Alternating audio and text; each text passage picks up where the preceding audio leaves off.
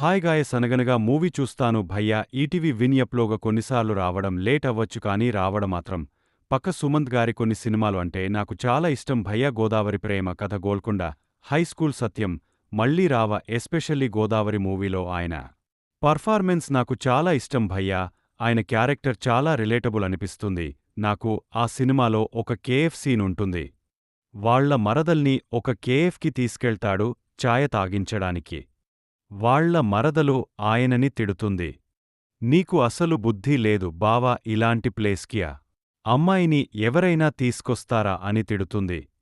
చాలా relatable scene నాకు ఇది definitely Sumanth garu one of the most under rated actor బయ్యారు తెలుగు ఫిలిం ఇండస్ట్రీలో ఆయన పొటెన్షియల్కి తగ్గట్టు సినిమాలు రావట్లేదు ఆయనకి. సరే అనగనగా సినిమా గురించి కాబట్టి నేను కూడా కొంచెం ఫ్లాష్ బ్యాక్లోకి వెళ్లాను.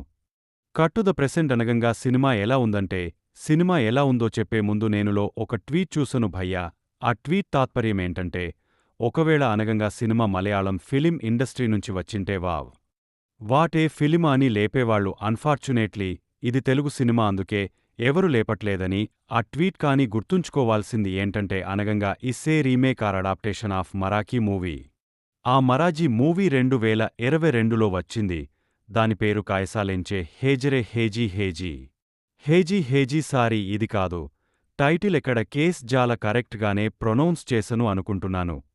దీని అర్థమేంటంటే వన్స్ అపాన్ ఏ టైం తెలుగులో అనగనగా ఈ మరాఠీ సినిమాకి నేషనల్ అవార్డ్ కూడా వచ్చింది భయ్యా ఆ ఇయర్సో ఎవరైతే ఇది మలయాళంలో వచ్చింటే మస్తా లేపేవాళ్లు అన్నారో ఇది ఆల్రెడీ మరాఠీలో వచ్చింది తెలుగు వాళ్ళు అంత లేపలేదు దీన్ని ఎందుకంటే ఎవరు చూడలేదు. అనగనగా మూవీ చూస్తున్నప్పుడు ఒక క్రెడిట్ చూసను భయ్యా మూలకథ అని సలీల్ కుల్కర్నీకి ఇచ్చారు క్రెడిట్సో మూలకథ అంటే basic story core point. Salil Kulkarni ఎవరంటే he is the writer director and producer of Marathi version of Anaganaga movie. సరే ఎస్ఏ తెలుగు ఫిలిం అనగనగా ఎలా అనిపించిందంటే సుమంత్ గారు ఇంక వాళ్ల సన్ ఇంకా ఈ మల్లు టీచర్ పర్ఫార్మెన్స్ సూపర్ ఉంది భయ్యా కొన్ని ప్లేసెస్లో ఎమోషనల్ చేసింది నన్ను ఎస్పెషల్లీ ఫాదర్ అండ్ సన్ మధ్యలో సీన్స్ ఓవరాల్ ఒక మంచి సినిమా భయ్యా అనగనగా కరెంట్ ఎడ్యుకేషన్ సిస్టమ్ మీద ఒక nice take parents and children తప్పకుండా చూడాల్సిన సినిమా ఇది. బట్ నెగటివ్ ఏంటంటే కెమెరా వరకు అంత గ్రేట్గా లేదు భయ్యా ఆ షార్ట్ డివిజన్ గానీ ఆ కెమెరా క్వాలిటీ గానీ ఎక్కడ సినిమా చూస్తున్న ఫీలింగ్ రాలేదు.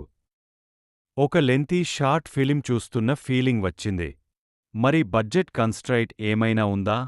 అండ్ హీరోయిన్ క్యారెక్టర్ కొంచెం జర్సీలో హీరోయిన్ క్యారెక్టర్లా అనిపించింది. ఇంకా లాస్ట్ ఇయర్ 35 అని ఒక మూవీ వచ్చింది భయ్యా దాని ఛాయలుంటాయి ఈ సినిమాలో అండ్ లాంగ్ బ్యాక్ హిందీలో తారే జమీన్ పర్ అని ఒక సినిమా వచ్చింది దాని ఛాయలు కూడా ఉన్నాయి. ఈటీవీ విన్ వాళ్లకి ఒక రిక్వెస్ట్ అనగనగా పోస్టర్లో ఈటీవీ ఒరిజినల్స్ అని ఉంది. క్లియర్లీ ఇది ఒక అడాప్టేషన్ అండ్ రీమేక్ అని తెలుస్తుంది. Then how will you call it a ETV original? So ఫ్యూచర్లో ఒకవేళ మీరు రీమేక్ చేస్తే please don't call it ETV original. But definitely parents and kids should watch it. అందరూ మరాఠీ సినిమా చూసి ఉండారు కాబట్టి తెలుగులో వచ్చింది కాబట్టి చూడండి. ఈటీవీ విన్లో ఉంది మాక్సిమం అందరూ చూస్తుంటారు ఇప్పటికే నేనే లేట్గా రివ్యూ ఇస్తున్నాను.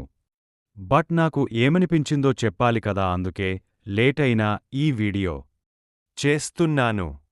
సో ఫైనల్లీ ఈ సినిమాకి నేను ఇచ్చే రేటింగ్ 3.02 టమాటోస్ భయ్యా హిందీలో దస్విధానియా అని ఒక సినిమా ఉంది భయ్యా హీరోకి క్యాన్సర్ ఉంటుంది 6 మంత్స్లో చనిపోబోతుంటాడు ఆయన.